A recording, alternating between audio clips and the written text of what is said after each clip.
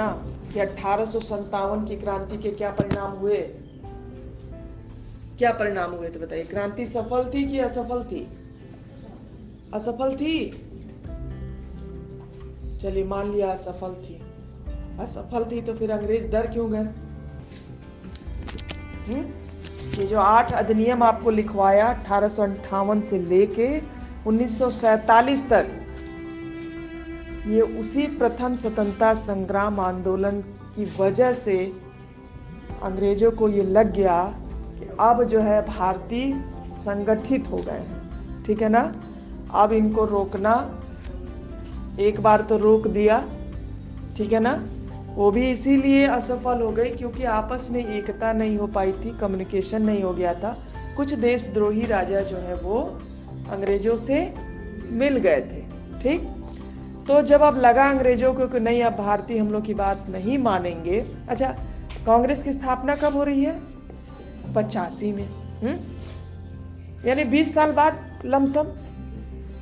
तो इस बीच में महारानी ने क्या किया? सबसे पहला काम कि कंपनी की बागडोर अपने हाथ पे ले ली और कंपनी का जो है वो आधिपत्य भारत में कम किया और पूरे भारत का शासन अपने हाथों में ले लिया, ठीक है ना। इसके पहले कौन कर रहा था? East India company.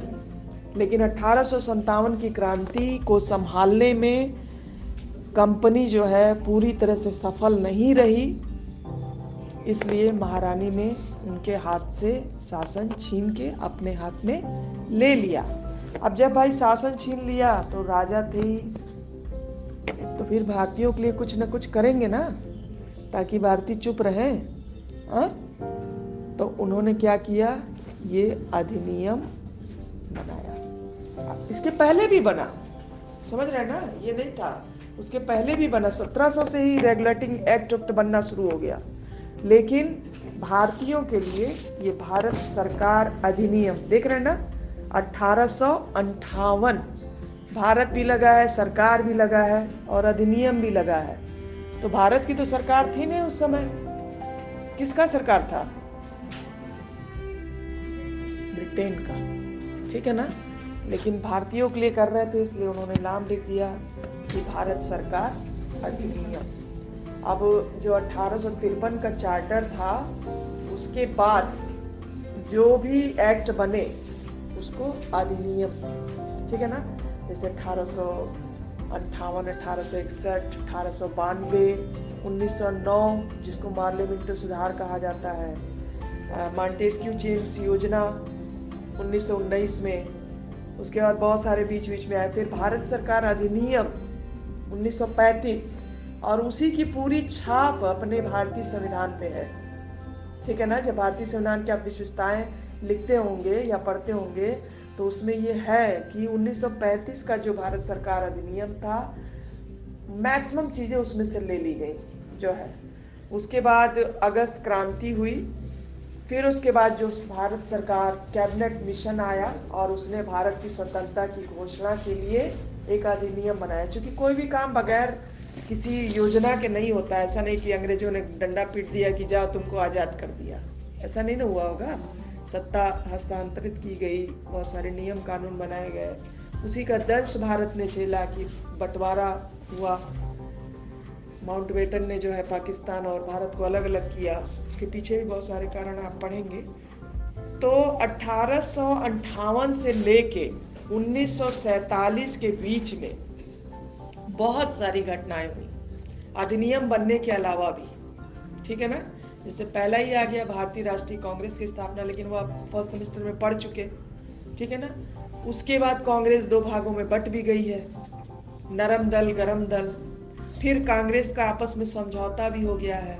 इसी बीच जिन्ना की नेहरू की रिपोर्ट भी आई। इसी बीच लाहौर अधिवेशन में झंडा भी फहरा दिया गया जो है। और क्या क्या हुआ बताइए? असहयोग आंदोलन हुआ, गांधी युग आया, ठीक है ना। ये भारत छोड़ो आंदोलन हुआ 1942 में, और उनका एक और भी तो था गांधी जी का, दांडी यात्रा 1930 में, सविनय अवज्ञा आंदोलन हुआ। तो ये सब आंदोलन आप 90 सालों में इतनी चीजें हुई तब जाके आजादी मिली, ठीक ना। आज हम बहुत आसानी से कह देते हैं कि नेहरू ने क्या किया, गांधी ने क्या किया, जिन्ना ने क्या, सब ने किया कुछ ना कुछ। हाँ,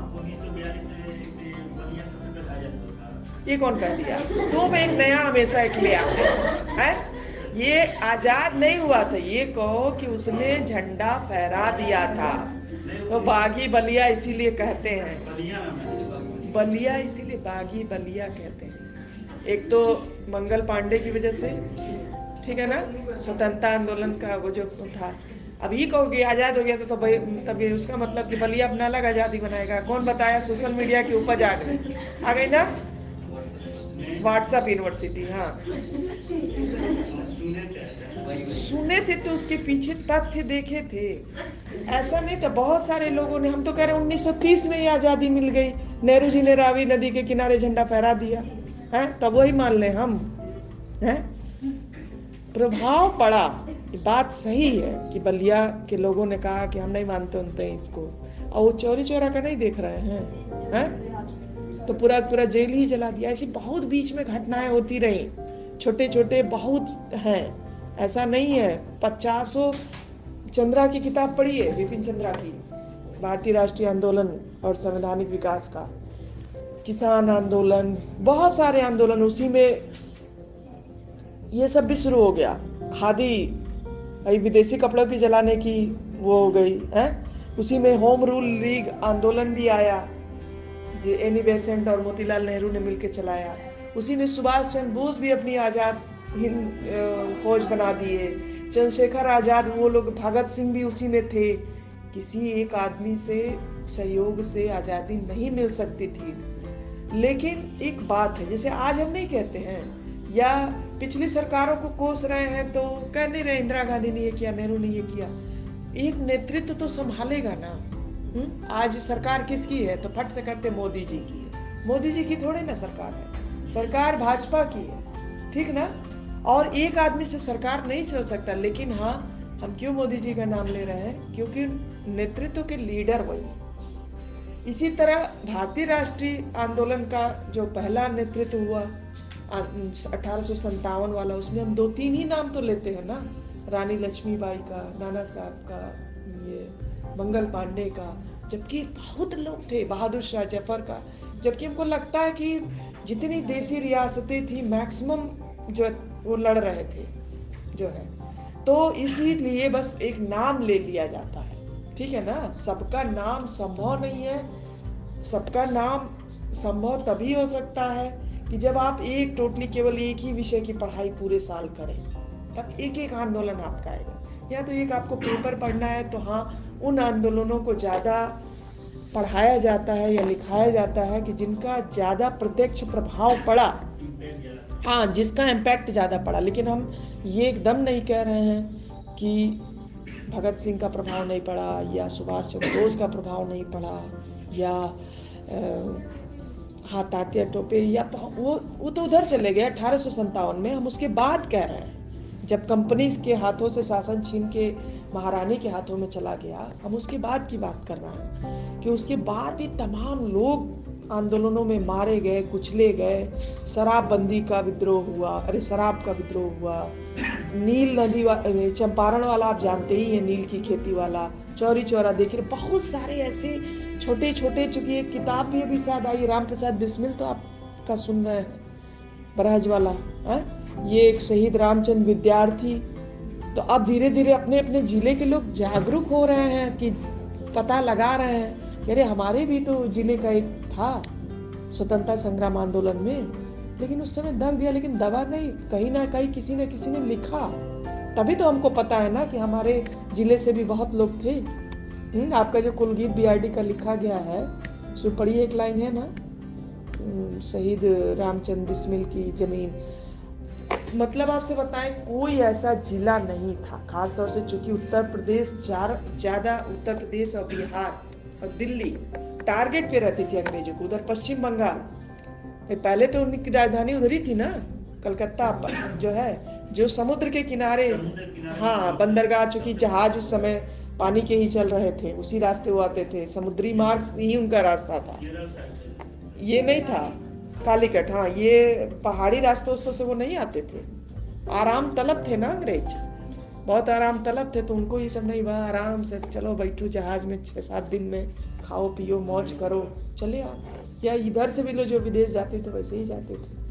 तो कहने का ये मतलब कि जब अंग्रेजों को ये लगा कि नहीं अब भारतीय संगठित हो रहे हैं, देखिए चाल, भारतीय राष्ट्रीय कांग्रेस की स्थापना भी जो है उनकी एक चाल ही थी। संस्थापक कौन था भारतीय राष्ट्रीय कांग्रेस की?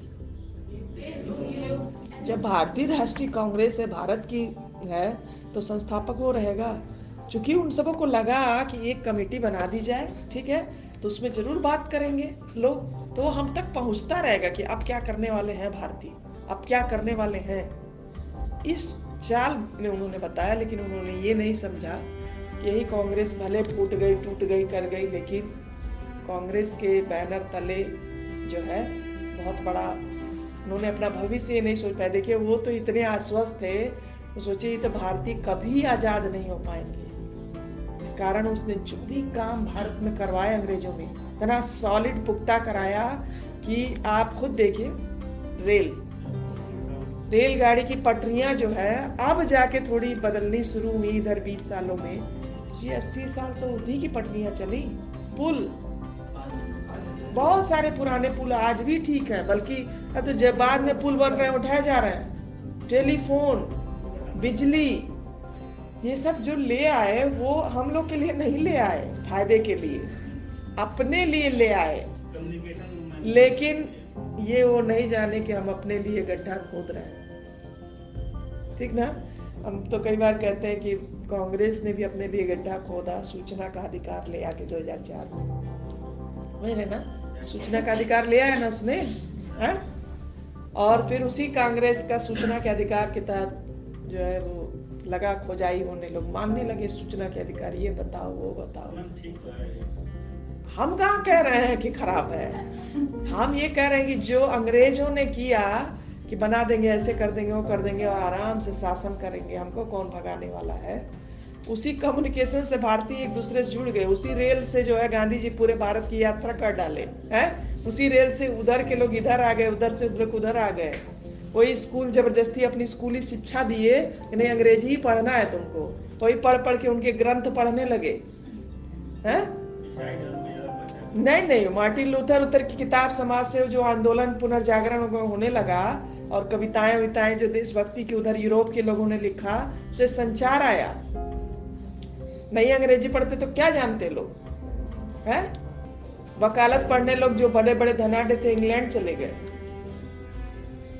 बात ये है कि उन्होंने ये नहीं सोचा कि ये सब जो चीजें हम कर रहे हैं उसका फायदा भारतीय उठाने लगेंगे। उम्र कम कर दी आईएएस में बैठने की, 16 साल 17 साल, और भारतीयों को ऊंचे पद पे नहीं जाने दिए। फिर भी उसमें 1-2 लोगों ने निकाल लिया, सुभाष चंद्र बोस का भी था और उनका भी, बंकिम चंद्र से या कोई कलकत्ता से भी कोई निकाला है, ध्यान नहीं आ रहा, हम कंफ्यूज है, सुरेंद्र नाथ बनर्जी ने, उन्होंने भी निकाल लिया। तो ऐसा नहीं था, लोग लगे किताब लिखने, लगे कविता लिखने, उसी में ये भारतेंदु हरिश्चंद्र, प्रेमचंद, ऐसी कहानियां लिखने लगे जिसमें अंग्रेजों का चिट्ठा विट्ठा कुटने लगा। कई लोगों के उस पर रोक लगा दिया गया, प्रेस चलने लगे। हाँ, तो कहने का मतलब कि धीरे धीरे एक दिन में कुछ नहीं होता, ठीक है ना। इसीलिए आप लोग से भी कहते हैं कि रोज पढ़िए, एक दिन परीक्षा पहले पढ़ेंगे तो नंबर नहीं मिलेगा, समझ गए ना? मिलेगा रिजल्ट, हम नहीं कह रहे, हम तो कह ही रहे कि नई शिक्षा नीति में किसी को फेल नहीं होना, लेकिन सी ग्रेड देखेंगे कि ए ग्रेड देखेंगे, ये तो मार्कशीट पे छप जाएगा ना। अरे अब दूसरी परीक्षा की तैयारी करो, सब अब ऑनलाइन, सरकार कागज बचा रही है। एक सेमेस्टर का रिजल्ट देके क्या करेगी? दोनों सेमेस्टर का एक साथ देगी और एक बार देगी, एक वर्ष में एक बार ही रिजल्ट आएगा। ऑनलाइन आपने देख लिया ना अपना रिजल्ट है? अच्छा, तो अभी तो काफी नहीं, हाँ काफी जची है ना, ये असाइनमेंट उनका नंबर जाएगा, जुड़ेगा तो आ जाएगा, मार्च में आ जाना चाहिए। वो अब देखिए करना क्या है, सब चीज ऑनलाइन हो गया जी, ये ऑनलाइन हम लोग भेज ही चुके हैं, चाहे तो निकाल दे, बस हार्ड काफी है यहाँ पे, है ना। तो धीरे धीरे चीजें जो है सुधर रही हैं, सुधरेंगी और आप लोग भी ऑटोमेटिकली सुधर जाएंगे। अब वही पढ़ेगा जो सही में पढ़ पाएगा। बात समझिए, रिसर्च मेथोडोलॉजी क्यों लाया है? पहले था ना 4 पेपर परीक्षा देके निकल लिए, तो आना ही पड़ेगा, मजबूरी है, आना पड़ेगा, बनाना पड़ेगा, लिखना सीख गए। 25 नंबर के असाइनमेंट में हम थोड़े देख पाते थे आप पेपर में क्या लिख रहे हैं, वो तो पता नहीं किस टीचर के हाथ में जा रहा है। ये जो 25 नंबर असाइनमेंट आ रहा है उसको हम पढ़ रहे हैं तो देख रहे हैं ना कौन बच्चा कैसे है। हो सकता है इस क्लास में सबसे चुप रहने वाला बच्चा सबसे अच्छा लिखा हो, और होता ही है। जब नंबर आएगा तो देखना। ये हम क्या है, हमको अब किसी का नाम नहीं याद होता है, जान लो। हम जब लगते हैं खोजने, नंबर में नाम सेव किए एक दो लोग का, लेकिन लगते हैं फिर खोजने कि किस नाम से क्या है, किस तरह से है, फिर अपने ही देखते हैं किस किस ग्रुप से जुड़े हैं, तब आपका नंबर निकलता है जो है। हमें किसी का नाम नहीं याद होता। देखिए, इसीलिए रोल नंबर बनाया गया, समझ गए ना? अनुक्रमांक इसीलिए बनाया गया कि हम ना जान सके कि कौन बच्चा कौन है। जिसने भी बनाया सोच समझ के बनाया। चलिए, असाइनमेंट में तो हम आपका नाम पढ़ लेते हैं, लेकिन नाम भी हम लोग लिखवाने का इसीलिए जोर देते हैं कि कभी कभी कोई बच्चा रोल नंबर गलत डाल देता है। पिता का नाम भी इसीलिए लिखाते, कभी कभी एक ही नाम के 2 बच्चे होते हैं तो पिता के नाम से टैली हो जाएगा। नहीं तो बाकी आप जो एग्जाम की कॉपी भर रहे हैं तो उसमें आप देखते होंगे 2 पार्ट में कॉपियां रहती हैं केवल, और जिसमें नहीं रहता उसमें केवल अनुक्रमांक रहता है, नाम नहीं लिखना रहता है। तो बस इसीलिए होता है। ठीक है ना? चलिए।